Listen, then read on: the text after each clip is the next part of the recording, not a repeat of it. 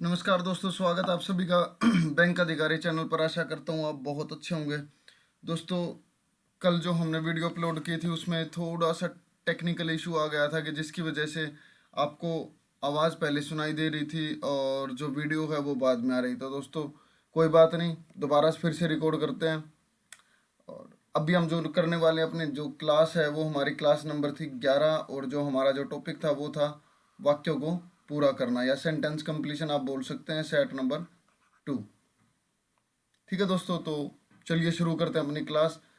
दोस्तों, हर एक वाक्य को ध्यान से पढ़िए, कोशिश कीजिए कि आप उसे एक बार में अटेम्प्ट कर पाएँ। आपके पास एग्ज़ाम में ज़्यादा टाइम नहीं होगा और ज़्यादा टाइम ना होने की वजह से कि आप बड़े बड़े पैसेज को देख कर डर जाएं, मैं बिल्कुल भी नहीं चाहता कि आप 3-3 4-4 लाइन को देख कर डर जाएं। बस दोस्तों, आपको बहुत पेशेंसली, बहुत ही तन्मयता के साथ दोस्तों चीज़ों को पढ़ना है और इस तरह से पढ़िए कि आप एक ही बार में उस चीज़ को समझ पाए, सोल्व कर पाए। ठीक है, तो दोस्तों क्वेश्चन पर चलते हैं। हर बार की तरह मैंने इस बार भी 10 क्वेश्चन लिए हैं। चलो देखते हैं। पहला क्वेश्चन देखिए दोस्तों, कोशिश कीजिए आप अटेम्प्ट करने की। आप, मुझे यकीन है कि आप कर पाएंगे।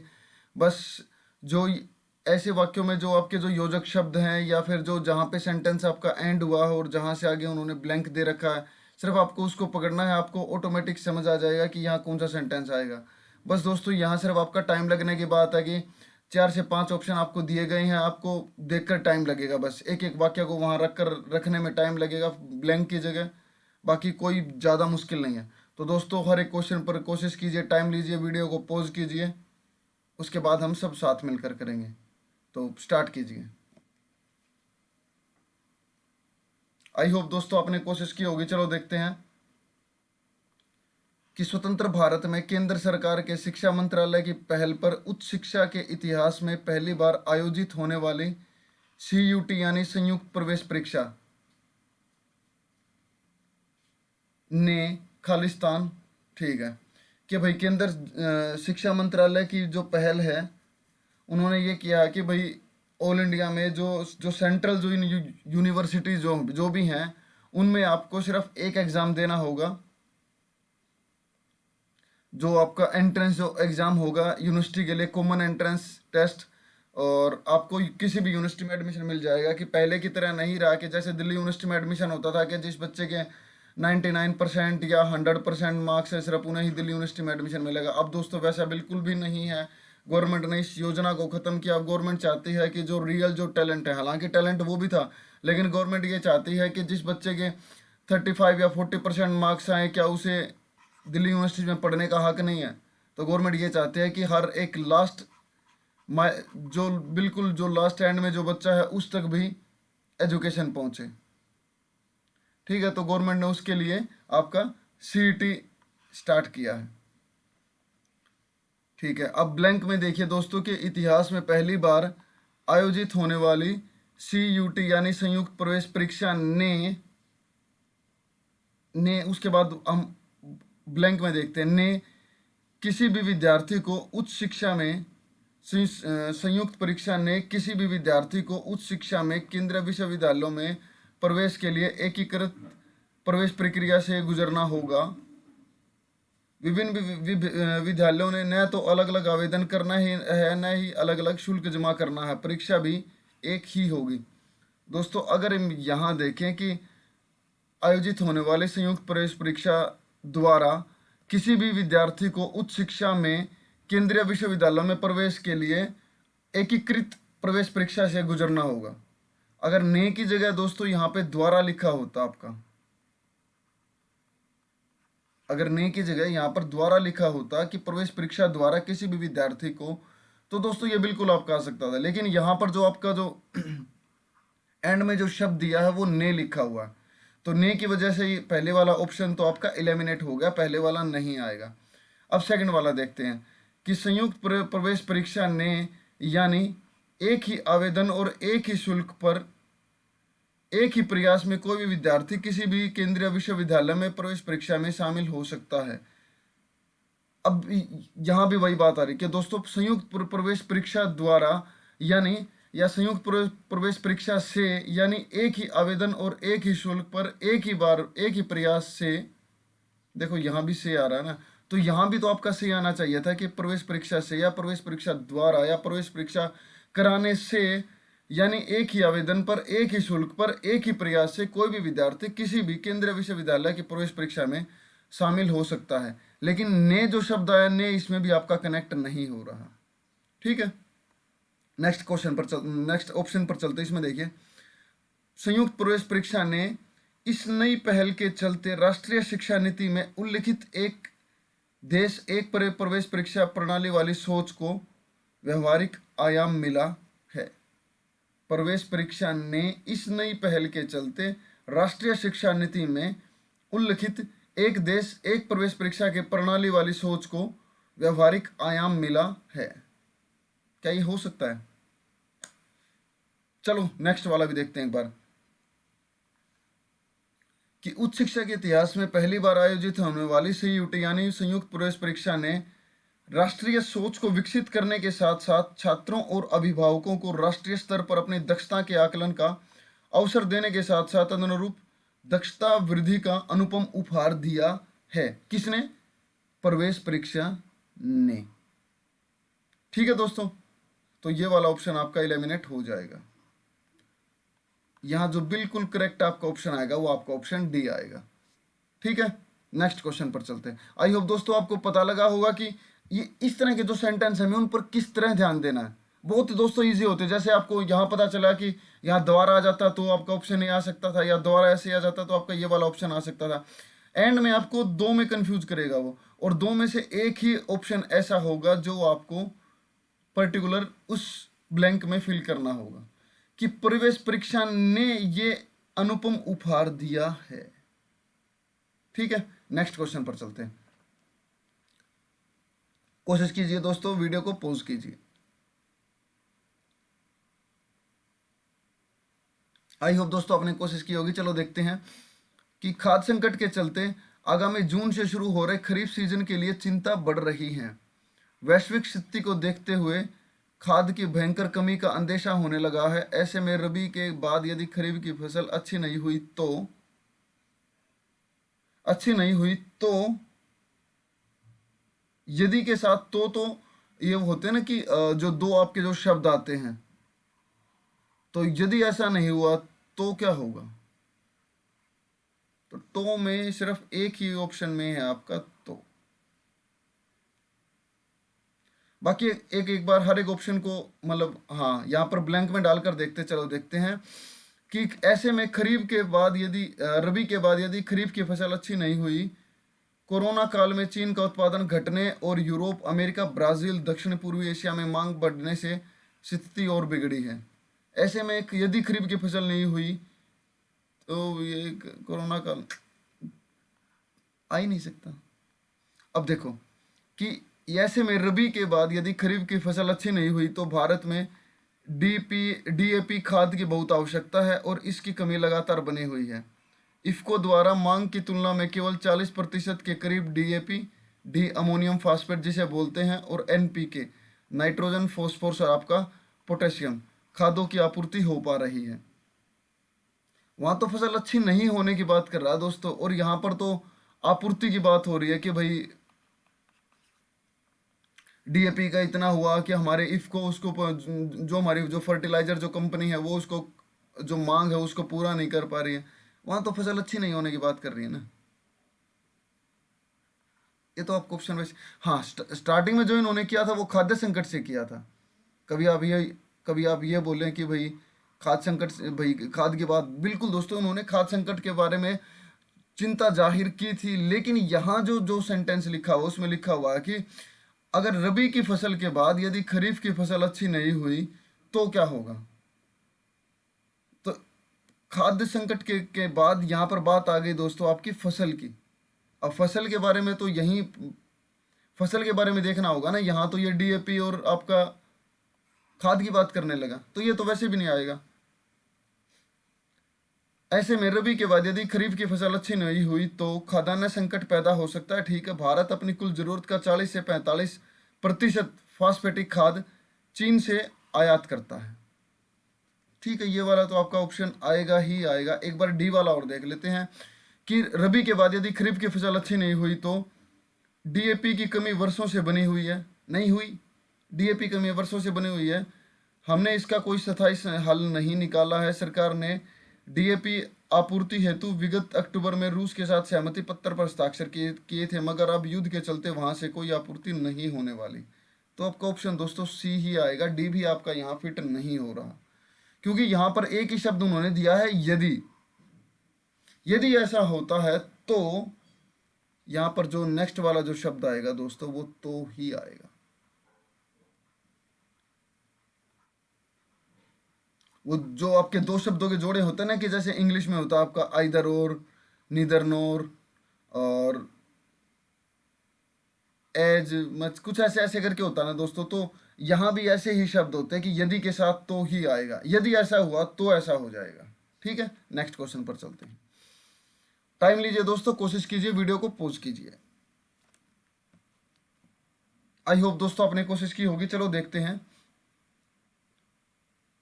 परिवार परिष्कार है, संस्कार है, कुरीतियों का परिमार्जन है, परमात्मा की प्राप्ति का साधन है। इसलिए परिवार जैसी कोई संस्था अभी तक न बनी है और न बन पाएगी। परिवार की आवश्यकता इसलिए पड़ी कि, ये क्या कहना चाहता है कि परिवार जो है परिष्कार है। परिष्कार का क्या मतलब होता है कि दोस्तों किसी भी चीज को शुद्ध रूप में बदल देना, अशुद्ध रूप से उस चीज का शुद्ध रूप बना देना, उसको परिष्कार बोलते हैं। कि आपके अंदर जब आप बचपन में थे, जब आप छोटे थे, तो आपको परिवार के लोगों ने ही धीरे धीरे धीरे आपको बोलना सिखाया, आपके रिश्ते नाते बताए, फिर धीरे धीरे उन्होंने आपको समाज के बारे में बताना शुरू किया। तो आपके अंदर जब आप जीरो से, जब आपकी सोचने की क्षमता शून्य थी, और वहां से लेके दोस्तों आपको समाज को समझने तक तैयार करना, उसको परिष्कार की भावना बोलते हैं। कि आपका अशुद्ध रूप से या फिर आपका जीरो से शून्य से शिखर तक लेके आना, वो आपकी परिष्कार होती है। संस्कार और कुरीतियों का परिमार्जन, मतलब जो भी जितनी भी समाज में कुरीतियां थी उनसे आपको दूर बचा कर रखना। समय समय समय पर आपको उनके बारे में, जो भी कुरीतियों के बारे में जो अपवाद जो थे उनको भी करेक्ट करना, और आपको कुरीतियों से बचाना। जितने भी आपके इस संसार में, इस धरती पे जितनी भी कुरीतियां हैं, समय समय पर, सही समय पर सही ज्ञान देकर आपको उन कुरीतियों से दूर करना, यह परिवार का काम है। परमात्मा की प्राप्ति का साधन है कि परिवार आपको ये बताएगा कि आपको जो भी चाहिए उसके लिए आपको कड़ी मेहनत करनी होगी। हालांकि बताएंगे बाहर वाले, लेकिन बाहर वाले आपको आपके रास्ते से भटकाने वाले आपको ज़्यादा मिलेंगे। लेकिन परमात्मा की प्राप्ति का साधन या परमात्मा की प्राप्ति को प्राप्त होने वाला इंसान बहुत, मतलब जो जो आपको उसके लिए प्रेरित करेगा, वो इंसान बहुत आपको कम मिलेंगे। तो परिवार में ये सब बातें ज़्यादा होती हैं। इसलिए परिवार जैसी कोई संस्था न तो अभी तक बनी है और न ही बन पाएगी। पर परिवार की आवश्यकता इसलिए पड़ी कि, ये अभी बात कर रहा है कि अभी कि भाई परिवार की आवश्यकता क्यों पड़ी। इसलिए पड़ी कि, ऑप्शन देखते हैं। एक जमाना था कि परिवार संयुक्त पूजा, भोजन, संपत्ति, निवास, सामान्य धर्म और पारिवारिक दायित्व से बंधा रहता था। यह हर प्रकार के परिवार में होता था, चाहे वह मातृवंशी परिवार हो या पितृवंशी, चाहे वो आपकी पैटर्नल फैमिली हो या फिर आपकी वो मैटरनल फैमिली हो। कि भैया तो आपकी माता की फैमिली हो जिसमें आपके मामा नाना ये सब आते हैं, या आपकी पितृवंशी फैमिली हो जिसमें आपके चाचा ताऊ बुआ ये सब आते हैं।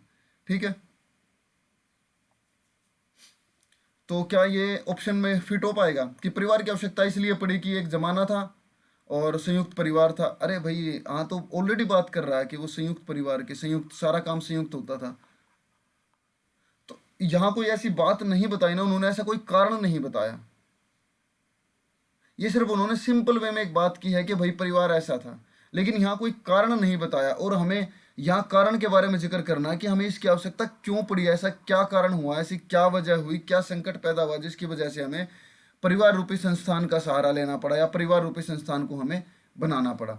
तो दोस्तों ये तो आपका ऑप्शन वैसे ही इलिमिनेट हो जाएगा। नेक्स्ट वाले को देखते हैं कि परिवार की आवश्यकता इसलिए पड़ी कि परिवार पालना है जिसमें सीखने, अनुभव प्राप्त करने और प्रवीणता प्राप्त करने की प्राथमिक ट्रेनिंग होती है। ये हो सकता है बिल्कुल आपका कि संस्कारों और व्यक्तित्व के विकास का बीजारोपण परिवार रूपी संस्थान में ही होता है।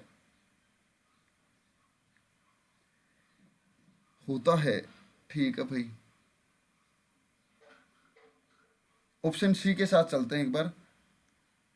कि परिवार की आवश्यकता इसलिए पड़े कि सही मायने में व्यक्ति के व्यक्तित्व का बीज परिवार रूपी संस्था ही अपनी नर्सरी में तैयार करती है। ठीक है, कारण तो अच्छा है। इसलिए हमें परिवारों को सुगठित मतलब एक ही जगह पर उनका गठन करना है और सुरक्षित बनाने के लिए कुछ न कुछ परिवार के बारे में जानकारी अवश्य करनी चाहिए।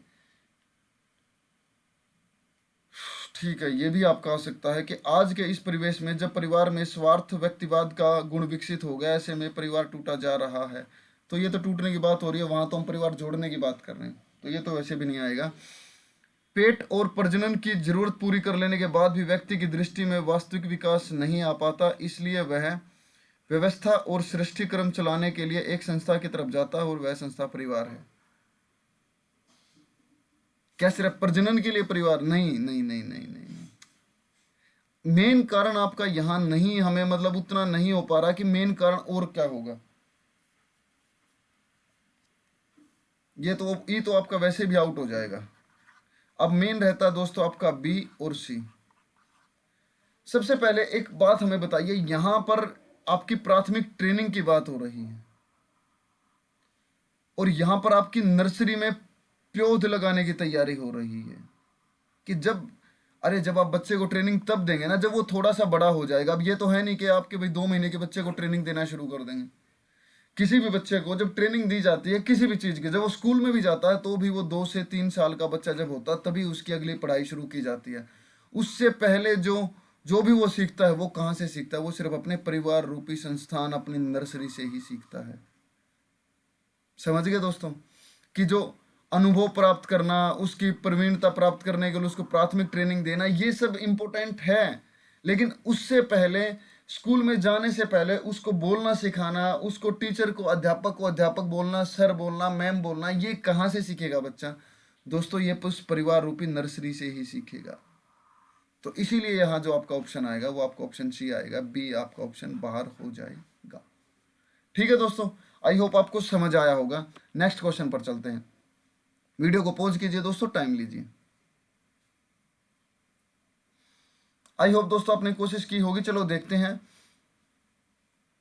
कि संस्कृति द्वारा प्रदत्त शक्तियों के बल पर हम अपनी भारतीयता और अपने लोकाचार को विदेशी आक्रमणकारियों द्वारा थोपी गई एक रूपता से बचाने में सक्षम रहे हैं। हम अपने, और उसके बाद ब्लैंक है कि भाई हमारी जो अपनी जो हमारे संस्कार थे, हमारी संस्कृति के प्रति जो हमारी शक्तियाँ थी, हमारी भारतीयता थी, या हमारे लोकाचार के जो हम लोगों से बात करने का हमारा जो आचरण था, जो व्यवहार था, जो हमारे रीति रिवाज थे, उनके चलते विदेशी जो आक्रमणकारी हमारे ऊपर आए, वो अपनी जो उनके रूल थे या जो भी उनके संस्कार थे वो हमारे ऊपर थोप नहीं पाए और हम उसको अपनी एक रूपता को बचाने में, हमारी जो यूनिटी है हम उसको बचाने में दोस्तों सक्षम रहें। और हम अपने ऑप्शन देखते हैं कि हम अपने वह जीवन पोषक पारिस्थितिकी केंद्र भारतीय दर्शन है। हम अपने यह वही नहीं, ये तो आएगा ही नहीं, ये तो कनेक्ट ही नहीं हो रहा कि हम अपने यह वही नहीं आ रहा कि हम अपने जीवंत कृतिपरक ज्ञानार्जन क्षमताओं और जीवन मूल्यों को संजोने वाले दर्शन के बल पर प्रकृति विनाशक व नरसंहार के डिजाइन को ध्वस्त करने में सफल रहे हैं। ये आपका आ सकता है कि भाई हमने पहले भी हम इसमें किसको अपने देश को बचाने में सक्षम रहे हैं, अपनी संस्कृति को, अपने व्यवहार को, अपने आचार को, हमारा जो भी मतलब यहाँ पे रीति रिवाज रहे उनको बचाने में हम सक्षम रहे हैं। और उसके साथ क्या हुआ कि जीवंत कृतिपरक ज्ञानार्जन क्षमता और जीवन मूल्यों को संजोने वाले दर्शन के बल पर प्रकृति विनाशक व नरसंहार के डिजाइन को ध्वस्त करने में हम सफल रहे हैं। बिल्कुल दोस्तों, ये आपका आ सकता है। एक बार सी वाला भी देखते हैं कि हम अपने, यह दर्शन हमारी संस्कृति की धुरी है नहीं, कि हम अपने पारिस्थितिकी उन्मुख दर्शन पर, अर्थव्यवस्था उन्मुख राजनीति का वर्चस्व और ज्ञान उन्मुख धर्म पर शुद्र आस्थाओं का ग्रहण हमारे समकालीन विश्व में व्याप्त सभी प्रकार के तनाव और रोग मूल के कारण है। ये तो दोस्तों आपका पास्ट की बात कर रहा है ना कि ये सब हमारा अभी तक जो चलता है ये सब इन्हीं की वजह से है। हम और यहाँ बात कर रहा है आपका पास्ट से लेकर यहाँ प्रेजेंट में वो आ चुका है कि हम अभी भी उन सब चीज़ों को बचाने में सक्षम रहे हैं और हमें आगे अब ऐसा करना होगा कि पहले तो हमने ऐसा काम किया, उससे बचाने में हम सक्षम रहे, लेकिन अब हमें आगे कैसा काम करना होगा, अब उसके बारे में बात होगी। तो यहाँ तो आपका पास्ट की बात कर रहा है दोस्तों, भूतकाल की बात कर रहा है दोस्तों आपका, तो भूतकाल वाला शब्द तो यहाँ पे आएगा नहीं। हम अपने लेकिन उथल पुथल और हिंसक प्रवृत्तियों के हम अपने किस बात तो लेकिन तो आ ही नहीं सकता। तो दोस्तों यहाँ सिर्फ आपका ऑप्शन आएगा, वो आपका ऑप्शन बी आएगा कि हम अपने जीवंत कृति पर ज्ञानार्जन क्षमताओं और जीवन मूल्यों को संजोने वाले दर्शन के बल पर प्रकृति विनाशक व नरसंहार को डिजाइन को ध्वस्त करने में भी सफल रहे हैं। यहाँ भी हम सक्षम रहे हैं और यहाँ भी हम दूसरा एक और जो चीज़ है उसको करने में सफल रहे हैं। तो दोस्तों ये दोनों आपके सेंटेंस कनेक्ट होंगे, ठीक है। तो ऑप्शन बी आएगा। नेक्स्ट क्वेश्चन पर चलते हैं। आई होप दोस्तों आपने कोशिश की होगी। चलो देखते हैं कि महात्मा बुद्ध की मान्यता है कि जय पराजय की भावना हमारे सुख दुख का कारण है, ठीक है। जय की भावना वैर जन्म लेता है और पराजय की भावना से दुख उत्पन्न होता है। इसके विपरीत कि जब हम लगातार जीतते जाएंगे तो हमें एक अहम भावना आ जाएगी और अहम भावना हमारे अंदर वैर की भावना बनाती है। और जब हम हार जाएंगे तो जाहिर सी बात है हमें दुख होगा ही होगा। किसी भी चीज़ में हारते हैं तो हमारे अंदर दुख होता ही होता है। ये एक मानवीय चीज़ है कि आपके अंदर दुख होगा ही होगा। और जब आप लगातार आप जीतते जाएंगे तो आपके मन में कहीं ना कहीं वैर की भावना आएगी। आप सबको तुच्छ समझने लगेंगे कि कोई कुछ भी नहीं है, सबसे बड़ा मैं ही हूँ, सिर्फ मैं ही ये काम कर सकता हूँ। तो उसमें वैर की भावना आपके अंदर जन्म लेगी ही लेगी। और ऐसा मानना था महात्मा बुद्ध जी का, ठीक है। अब यहां बात हो रही है दोस्तों आपकी नेगेटिविटी की। इसके विपरीत जो बात होगी वो आपकी पॉजिटिविटी की बात होगी। अब वो पॉजिटिविटी वाला हमें सेंटेंस ढूंढना है कि जिसमें हमें आशात्मक जहां पर बातें की गई हो। तो इसके विपरीत उनका आग्रह, अहिंसा, परोपकार की भावना और प्राणियों के प्रति दया भाव जैसे भारतीय गौरव मूल्यों के प्रति आमजन को संवेदनशील बनाना रहा है। इसके विपरीत बिल्कुल ये आपका आ सकता है कि यहाँ पर बात हो रही थी आपकी दुख की, यहाँ पर आपकी बात हो रही थी वैर की भावना को लेके, जय पराजय की भावना को लेके। इसके विपरीत अहिंसा, परोपकार की भावना, प्राणियों के प्रति दया भाव दिखाना, इन सब की बात हो रही है। तो ये आपका बिल्कुल आ सकता है। बी वाला ऑप्शन देखते हैं कि सधर्म पुंडरीक में इस लोक धर्म के बारे में कहा गया। कौन सा लोक धर्म दोस्तों? लेकिन यहाँ तो आपकी जय पराजय की बात हो रही है ना, लोक धर्म की तो यहाँ बात ही नहीं हो रही। इस लोक धर्म के बारे में कहा गया है कि तथागत के जितने अनुयायी उन सब में वह व्यक्ति जिसने आत्म संयम के साथ इस सूत्र को मन में धारण कर लिया। कौन सा सूत्र, कौन सा लोक धर्म? इसके बारे में तो पहले कोई बताया ही नहीं गया, तो ये तो आ ही नहीं सकता। अब सी वाला देखते हैं कि इसके विपरीत वह धर्म की धुरी धारण करने वालों में सबसे अगुआ समझा जाएगा। कौन? जो जिसमें पराजय की भावना, जिसमें वैर की भावना, वो अगुआ समझा जाएगा। एक बार कृत संकल्प होते हुए सब तब चित्त को पीछे मत लौटना और श्रेष्ठ सम्यक ज्ञान की ओर आगे बढ़ते रहना। नहीं दोस्तों, ये तो आपका वैसे भी कनेक्ट नहीं हो रहा। यहाँ तो आपका बात हो रही थी दुख की भावना की और वैर की भावना की यहाँ पे दोस्तों। और यहाँ तो आपका अगुआ समझने हुआ कि सबसे उसको आगे रखा जाएगा। ऐसा थोड़ी ना होता।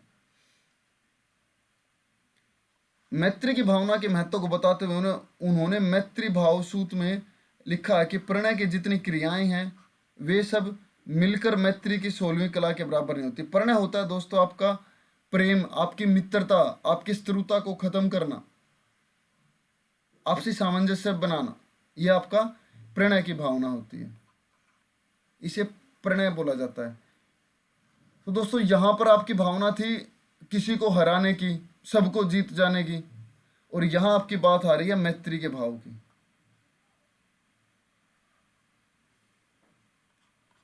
तो ऑप्शन जो यहां पर आपका आएगा वो डी आएगा। यहां जो बात आपकी हो रही है परोपकार की, अहिंसा की बात हो रही है, वो भी सही है, लेकिन लड़ाई और मित्रता ये दोनों एक दूसरे के विपरीत हैं। और यहां विपरीत की ही बात हो रही थी कि इसके विपरीत क्या होने वाला है। इसके विपरीत ऐसा होने वाला है। ठीक है दोस्तों, तो आपका ऑप्शन ए भी यहाँ से एलिमिनेट हो गया। ऑप्शन जो आप आएगा आपका ऑप्शन डी आएगा। नेक्स्ट क्वेश्चन पर चलते हैं। आई होप दोस्तों आपने कोशिश की होगी। चलो देखते हैं कि शिक्षा का प्रचार प्रसार आज की अपेक्षा 25-30 साल पहले इतना अधिक नहीं था। उस समय शिक्षा का जो महत्व था वो भी इतना नहीं था। उस समय जीविकोपार्जन ही प्रमुख रूप से था कि भाई सिर्फ अपना जीवन यापन हो जाए वही काफ़ी है। इसी कारण खेती हर किसान लोग, मजदूर, छोटे तबके के लोग, विशेषकर महिलाएं सुचारू रूप से व्यवस्थित शिक्षा नहीं प्राप्त कर सकते थे। और क्योंकि यहाँ बात दोस्तों नहीं में आ रही है आपकी कि ऐसा नहीं कर सकते थे और ऐसा भी नहीं कर सकते थे, ऐसा ही कुछ आना चाहिए। चलो देखते हैं। और यह प्रवृत्ति किसी हद तक आज भी विद्यमान है। राष्ट्र की अनेक विकासशील नीतियों में प्रौढ़ शिक्षा नीति का उद्देश्य यही है कि वे लोगों को अपने जीवन, विद्यार्थी जीवन में विधिवत शिक्षा जो नहीं पा सके उनके लिए।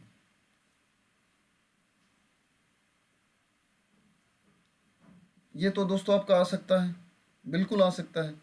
नेक्स्ट ऑप्शन पर चलते हैं कि एक उम्र बीत जाने के बाद वैसे साधन नहीं थे कि वे कम से कम अक्षर ज्ञान ही प्राप्त कर लें, इसलिए एक पूरी पीढ़ी का अधिकांश भाग आपका अनपढ़ रह गया। दोस्तों यहाँ भी आपकी नेगेटिविटी की बात हो रही है। सी वाला देखते हैं कि शिक्षा नहीं प्राप्त कर सकते थे और अक्षर ज्ञान तक नहीं प्राप्त कर सके। यहाँ पर तो पॉसिबिलिटी की बात हो रही कि नहीं कर सकते थे और नहीं कर सके। जब नहीं कर सकने की बात थी तो वे अपना दैनंदिन जीवन सुचारू रूप से चला सके, सामान्य लिखने पढ़ने के योग्य हो जाएं। इसी उद्देश्य को सामने रखकर पक्की आयु वाले प्रौढ़ व्यक्तियों के लिए शिक्षा योजना लागू की गई है। ये तो अभी की बात हो रही है दोस्तों।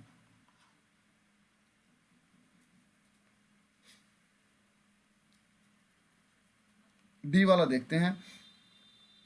शिक्षा नहीं प्राप्त कर सकते थे और आज के प्रगतिशील युग में कोई भी व्यक्ति अशिक्षित रहकर समाज के साथ नहीं चल सकता। नहीं, ये भी आज की ही बात हो रही है। ये तो आएगा ही नहीं। और देश विदेश में अनेक प्रकार की प्रगति हो रही है, ये भी करंट की बात हो रही है। अब आपके ऑप्शन रहते हैं ए और बी। ए और बी में से आपका कौन सा आएगा कि एक बार दोबारा पढ़कर देखते हैं कि विशेषकर महिला सुचारू रूप से व्यवस्थित शिक्षा नहीं प्राप्त कर सकते थे और एक उम्र बीत जाने के बाद वैसे साधन नहीं थे कि वे कम से कम अक्षर ज्ञान ही प्राप्त कर लें, इसलिए एक पूरी पीढ़ी का अधिकांश भाग आपका अनपढ़ ही रह गया।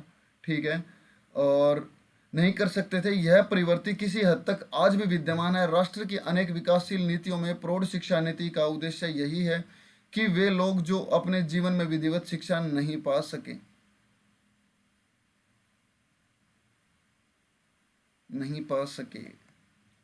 दोस्तों ऑप्शन कौन सा आएगा इनमें से कि इसी कारण खेती और किसान लोग, मजदूर, ये सब इन सुचारू रूप से, महिला सुचारू रूप से शिक्षा नहीं प्राप्त कर सके और नहीं प्राप्त कर सकते थे और एक उम्र बीत जाने के बाद कि वे कौन से वे किसान लोग, मजदूर, छोटे तबके के लोग और महिलाएं। देखो दोस्तों कैसे कैसे आपका सेंटेंस कनेक्ट हुआ है। ए वाला आपका ऑप्शन है कि वे कम से कम अक्षर ज्ञान ही प्राप्त कर लें। उनके पास उस समय इतने साधन नहीं थे। कब? 25-30 साल पहले। वे सिर्फ ये समझते थे कि कृषि ही हमारा जीवन यापन का साधन है, कि उनको सिर्फ अपने जीवन यापन से मतलब था। उनको कृषि मतलब शिक्षा से उनको कोई, उनका शिक्षा के बारे में उनका कोई महत्व नहीं था। ठीक है, तो यहाँ जो आपका ऑप्शन आएगा दोस्तों वो आपका ऑप्शन बी आएगा। नेक्स्ट क्वेश्चन पर चलते हैं।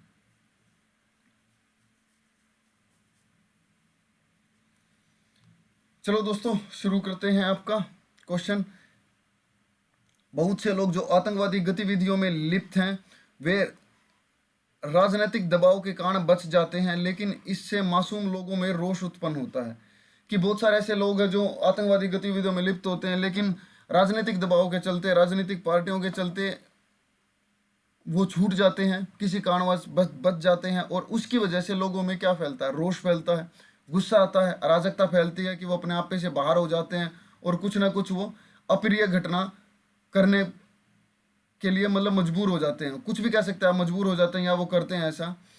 किसी भी समाज एवं देश को चाहिए कि ऐसा काम हो और जिसके प्रति हमें ऐसा काम देखने को ना मिले।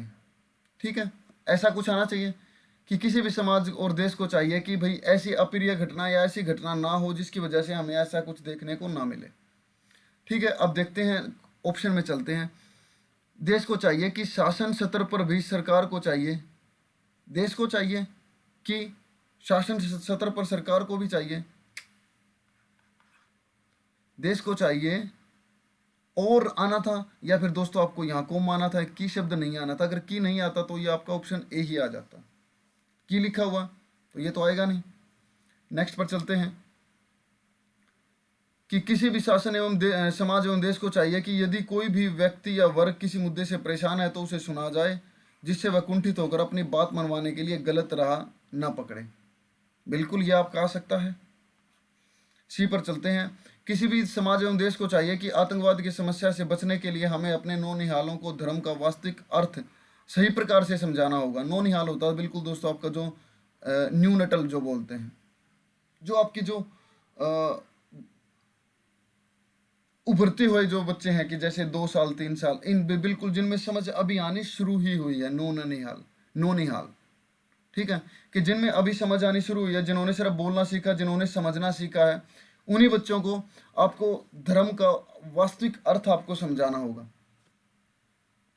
कि मात्र जातिवाद से ऊपर उठकर इंसानियत धर्म का पाठ पढ़ाना होगा, जिससे यदि उन्हें न कोई बहकाने की कोशिश करे और न ही वो अपनी बातों से डगमगाएं। तो ये भी आ सकता है दोस्तों आपका ऑप्शन सी भी आ सकता है। डी में चलते हैं कि वे ऐसे लोगों का समर्थन बिल्कुल न करें, किसी की बात कितनी भी जायज़ हो लेकिन उनका समर्थन कर हम अपने ही लोगों को के जान माल को खतरे में डाल रहे हैं। किसी भी देश को चाहिए, समाज एवं देश को चाहिए कि यदि कोई भी व्यक्ति किसी वर्ग से परेशान है, ठीक है, ये आ सकता है, इसको चाहिए कि आतंकवाद की समस्या से बचने के लिए ऐसा ऐसा करे और जिससे वो उन लोगों की बातों में ना आए और अपने रास्ते से ना डगमगाएं। ये भी आ सकता है आपका कि वो ऐसे लोगों का समर्थन बिल्कुल ना करे, किसी की बात कितनी भी जायज़ हो लेकिन उसका समर्थन कर हम अपने ही लोगों की जान को खतरे में डाल रहे हैं। ये भी आपका आ सकता है दोस्तों। अब मेन बात आती है आपका समाज को क्या चाहिए, समाज और देश को क्या चाहिए, परिवार को नहीं, समाज को क्या चाहिए।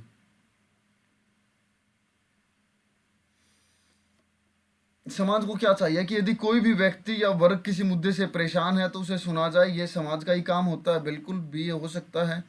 आतंकवाद की समस्या से बचने के लिए हमें अपने नौनिहालों को धर्म का वास्तविक अर्थ समझाना होगा, ये समाज थोड़ी समझाएगा। जो धर्म का जो वास्तविक अर्थ है वो समाज से ज्यादा दोस्तों परिवार की जिम्मेदारी होती है, देश की जिम्मेदारी नहीं है, वो परिवार की जिम्मेदारी है। लेकिन यहाँ तो समाज और देश को चाहिए, यहाँ परिवार समाज और देश की जिम्मेदारी की बात कर रहा है। तो आपका सी तो वैसे ही बार हो गया कि वे ऐसे लोगों का समर्थन बिल्कुल ना करें। कैसे लोगों का? और जो आतंकवादी गतिविधियों में लिप्त हैं। ठीक है, किसी की बात कितनी भी जायज हो लेकिन उनका समर्थन कर हम अपने ही लोगों के जान माल को खतरे में डाल रहे हैं। क्या समाज को चाहिए और ऐसे डाल रहे हैं? ये तो आएगा ही नहीं। जो आपका जो आएगा दोस्तों वो आपका ऑप्शन बी ही आएगा कि समाज को ये चाहिए कि यदि कोई व्यक्ति या कोई विशेष वर्ग किसी बात से परेशान है, किसी मुद्दे से परेशान है, तो समाज बैठकर उसकी जो शिकायत है उसको सुने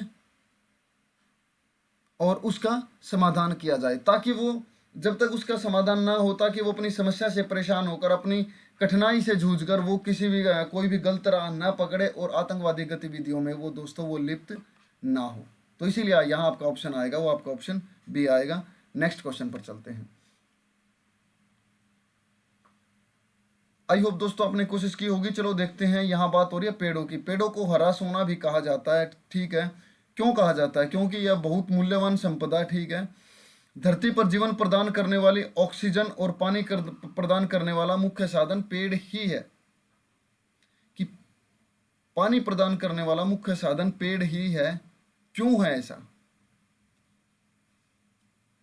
पेड़ वायु प्रदूषण कम करने में हमारी सहायता कर पर्यावरण को शुद्ध रखते हैं। ठीक है, मात्र वायु प्रदूषण ही नहीं, हानिकारक रसायनों को हानिकारक प्रदूषण ही नहीं, रसायनों को छानकर जल को भी साफ करते हैं। तो ये तो आपका वैसे भी नहीं आएगा। यह आ सकता है दोस्तों। यहाँ थोड़ी सी मिस्टेक है, यहाँ इसको को कर लेना आप, कि पेड़ की महत्वता बता रहे हैं कि पेड़ जीवन प्रदान करने वाली ऑक्सीजन और पानी के बारे में बात कर रहे हैं। और यहाँ पर जो आपका ऑप्शन जो ए में जो दिया गया है वो दिया गया है आपका कि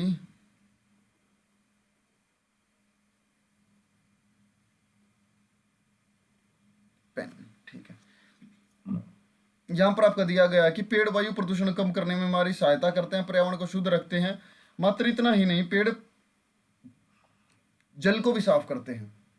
आ सकता है बी वाला देखें कि यानी पानी प्रदान करने के लिए मुख्य साधन पेड़ ही है। ऑक्सीजन प्रदान करने का कार्य कोई नहीं कर सकता। पेड़ों के बिना पानी की कल्पना करना मुश्किल और नामुमकिन है। ये भी आपका आ सकता है। हर उद्योग में पेड़ के उत्पाद का मुख्य योगदान रहता है। हमारे दैनिक जीवन में उपयोग होने वाले वस्तुओं में पेड़ों का बहुत महत्व है। ये भी आ सकता है आपका। जितने अधिक पेड़ होंगे पर्यावरण उतना ही शुद्ध होगा। आजकल लोगों को वायु प्रदूषण के कारण कई प्रकार के सांस व अन्य रोगों से पीड़ित होना पड़ रहा है। मूल्यवान, यहाँ बात हो रही है दोस्तों मूल्यवान संपदा की, जीवन धरती पर जीवन प्राप्त करने वाली ऑक्सीजन के बारे में, पानी के बारे में। और यहाँ कह रहा है कि अगर अधिक पेड़ होंगे तो ये भी आपका आ सकता है। डी वाला और देखें कि यदि पेड़ होंगे तो हवा में मिली हानिकारक गैसों को शोषित कर स्वच्छ हवा प्रदान करेंगे। बिल्कुल आ सकता है। रोगों से छुटकारा भी होगा। यदि हम पेड़ों की संख्या में वृद्धि करेंगे तो प्राकृतिक रूप से हवा को स्वच्छ करने में साथ दें, हमें और कई फायदे पहुंचाएंगे। दोस्तों पांचों ऑप्शन जो है यहाँ आपके वो बिल्कुल करेक्ट लग रहे हैं। तो यहाँ आपका ऑप्शन कौन सा आ सकता है? पेड़ों को हरा सोना भी कहा जाता है क्योंकि यह बहुत मूल्यवान संपदा है। धरती पर जीवन प्राप्त करने वाली ऑक्सीजन एवं पानी प्रदान करने वाला मुख्य साधन पेड़ ही है। अब ऑक्सीजन और पानी के बारे में बात होनी चाहिए इसके साथ साथ में। यहाँ भी वो पर्यावरण को शुद्ध करने की बात कर रहे हैं दोस्तों। आपका जो ए जो है आपका, यहाँ वो पर्यावरण को शुद्ध रखने की बात हो रही है। जल को छानकर पीने की बात हो रही है। पानी की, यहाँ भी पानी, पेड़ों के बिना पानी की कल्पना की बात हो रही है। पेड़ों का बहुत महत्व, यहाँ भी सही बात हो रही है। जिनके पेड़ उतना ही आजकल लोगों को वायु प्रदूषण के कारण कई प्रकार से सांस। वायु प्रदूषण वाला तो दोस्तों आपका एलिमिनेट हुआ है क्योंकि यहाँ कहीं भी प्रदूषण के बारे में बात नहीं हो रही है। तो ये तो आपका एलिमिनेट हो जाएगा क्योंकि हाँ अभी तक जो चल रहा है वो सब सकारात्मक चल रहा है। लेकिन यहाँ पर जो बात आ गई वो नकारात्मक वे में आ गई कि भी अगर वायु प्रदूषण के बारे इसके साथ साथ ऐसा ऐसा हो रहा है, तो ये तो आपका एलिमिनेट हो गया। यदि पेड़ होंगे तो हवा में मिली हानिकारक गैसों को शोषित करके हमें स्वच्छ हवा प्रदान करेंगे। ऑलरेडी ऑक्सीजन की बात तो वो कर ही रहा है। ऑक्सीजन ऑलरेडी स्वच्छ हवा है, तो ये भी आपका एलिमिनेट हो जाएगा। अब मेन रहते दोस्तों आपके तीन ऑप्शन कि पेड़ वायु प्रदूषण कम करके करने में हमारी सहायता कर पर्यावरण को शुद्ध रखते हैं। ठीक है। मात्र वायु प्रदूषण ही नहीं, हानिकारक रसायनों को छानकर जल को भी साफ करते हैं जो हमें पीने योग्य पानी प्रदान करता है।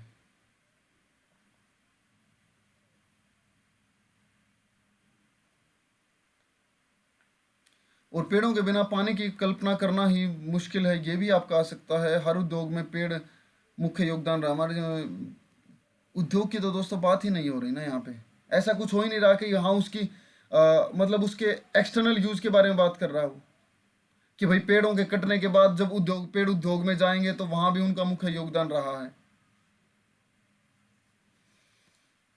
तो यहाँ जो आपका दोस्तों ऑप्शन आएगा वो इन दोनों में से कौन सा आ सकता है? ए और बी में से दोस्तों आइदर ए और बी आएगा आपका, या ए और बी। दोस्तों आपके दोनों ऑप्शन बिल्कुल करेक्ट लग रहे हैं हर एक तरह से। कि यहाँ भी प्रदूषण की बात कर रहा है, पानी की बात हो रही है छानकर जल को पीने की, यहाँ भी ऑक्सीजन प्राप्त देके और पेड़ों के बिना पानी की कल्पना करना ही करना मुश्किल ही नहीं नामुमकिन है, ये भी आपका आ रहा है। तो यहाँ जो दोस्तों आपका ऑप्शन आएगा या तो ए आएगा या बी आएगा, इन दोनों में से एक ही आएगा, या ए और बी। ठीक है, नेक्स्ट क्वेश्चन पर चलते हैं दोस्तों। आपको इतने क्लोज ऑप्शन भी देखने को मिल सकते हैं, तो ध्यान रखिए। मैं तो सिर्फ यही कहूँगा कि आप अपना जो जो आपकी जो एबिलिटी है सिर्फ आप उसको एनहेंस कीजिए, ताकि आप चीज़ों को एक बार में ही पढ़कर समझ पाए।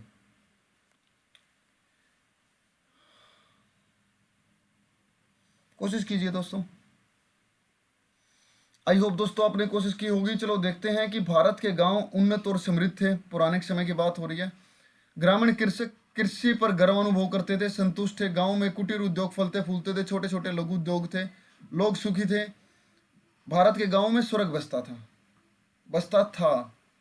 पहले की बात हो रही है, यानी आगे जो बात होगी वो दोस्तों कहीं ना कहीं कंपैरिजन की बात होगी। ठीक है, देखते हैं ऑप्शन। किंतु समय बीतने के साथ नगरों का विकास होता गया, गांव पिछड़ते गए। भारत में गांवों की दशा अब दयनीय है। इसका मुख्य कारण अशिक्षा है। ठीक है, अशिक्षित होने के कारण ग्रामीण अत्यधिक आस्तिक, रूढ़िवादी और पौराणिक विचारधारा के हैं। आ सकता है दोस्तों आपका, बिल्कुल आ सकता है। अब बी वाला देखें कि गांव में साहूकारों, जमींदारों और व्यापारियों का अनावश्यक दबदबा है। किसान प्रकृति पर निर्भर करते हैं और सदैव सूखा एवं बाढ़ की चपेट में आकर नुकसान उठाते हैं। दोस्तों यहाँ बात हो रही, मैं बोल रहा था कि यहाँ बात हो रही है पौराणिक समय की। आगे जो बात होगी वो कहीं ना कहीं आपकी कंपैरिजन की बात होगी, लेकिन यहाँ तो वो फ्यूचर मतलब पास्ट की ही बात कर रहा है, भूतकाल की ही बात कर रहा है। ये तो आपका वैसे भी नहीं आएगा। कर्जों में फंसे, तंगी में जीते, छोटे छोटे झगड़ों को निपटाने के लिए कचहरी के चक्कर लगाते हुए अपना जीवन बिता देते हैं। बसता था और बिता देते नहीं। कंपैरिजन यहाँ है, हो ही नहीं रहा। गांव में कृषि कार्य पर पूरी निर्भरता, पूरे परिवार की जरूरतों को पूरा नहीं कर पाती। जनसंख्या के निरंतर विकास से खेत छोटे होते जा रहे हैं। देखो दोस्तों कि अब हम एग्जांपल लेके चलें कि जैसे भाई आपकी फैमिली में जो आपके जो दादाजी थे उनके पास में 5 एकड़ ज़मीन थी, और आपके जैसे ये आपके दादाजी हो गए, उनके पास ज़मीन थी दोस्तों 5 एकड़। और अब दादाजी के आपके जो फादर हैं वो हैं 5 भाई, तो हर एक के पास में 1-1 एकड़ ज़मीन आपको मिली। तो वो 5 एकड़ से वो ज़मीन कितने में आ गई? 1 में। अब हर एक ये जो बंदे हैं जो हैं इनके अब लगा लीजिए कि आप 2-2 संतान हैं। अब वो ज़मीन एक से भी बटकर आधे एकड़ में आ गई। ठीक है ना? तो जो खेत जो हैं, जो हर एक के हिस्से में आने वाले खेत है, वो बिल्कुल छोटे छोटे दोस्तों आपके होते जा रहे हैं। अब यहाँ वही बात हो रही है कि जनसंख्या के निरंतर विकास से खेत छोटे होते जा रहे हैं, जनसंख्या बढ़ती जा रही है, लोगों का आधिपत्य जो है वो जमीन पर बढ़ता जा रहा है, जिनकी वजह से उनको जमीन का छोटा छोटा हिस्सा अपने कृषि कार्य भूमि के लिए रखना पड़ रहा है। तो यहाँ भी आपका ये वाला आपका हो सकता है, कंपैरिजन की बात हो रही है बिल्कुल। अतः कृषि के आधुनिक साधन का प्रयोग नहीं हो पाते। ये तो संक्षेप में गांव वासी अब नगरों के चकाचौंध से प्रभावित है। युवा अब गांव में नहीं रहना चाहता है, वह शिक्षा, नौकरी और सुख सुविधाओं का पीछा करते हुए नगर पहुंचता है। ये भी आपका आ सकता है। लेकिन अतः तो जब आएगा ना कि इससे पहले भी कंपैरिजन करने के बाद कुछ बातें दी होंगी, और ये तो निष्कर्ष की बात है। और वहां तो उन्होंने सिर्फ, यहाँ जब अगर हम क्वेश्चन में देखें तो यहाँ तो सिर्फ उन्होंने भूतकाल के बारे में बताया, और हम डायरेक्ट तो दोस्तों निष्कर्ष पे नहीं आ सकते ना कि भूतकाल में बताया फिर उसके बाद कुछ कंपैरिजन किया गया होगा कि भाई पहले ऐसा होता था अब ऐसा हुआ है, और इसी की वजह से अतः ऐसा हो रहा है भाई, उनमें ऐसा इतना चेंज हुआ, अतः जो हमारा जो युवा वर्ग है वो नगर की तरफ भाग रहा है। तो ई तो आपका वैसे ही लेमिनेट हो जाएगा। अब ऑप्शन बचते हैं आपके 2, या तो आपका डी या फिर ए। इनमें से जो ज़्यादा जो कंपैरिजन में जो आ रहा है वो कौन सा आ रहा है? वो आपका दोस्तों ए ही आ रहा है कि किंतु समय बीतने के साथ, कि भाई पहले ऐसा था किंतु समय बीतने के साथ गांव की जगह नगरों का विकास होता गया। गांव धीरे धीरे नगरों में परिवर्तित होते गए। गांव और जो नगरों का विकास होता गया, नगरों का विकास होता गया, और जो गांव थे वो आपके पिछड़ते ही चले गए। कि भारत में गांवों की दशा अब बहुत दयनीय है। इसका मुख्य कारण है कि वहाँ के लोगों का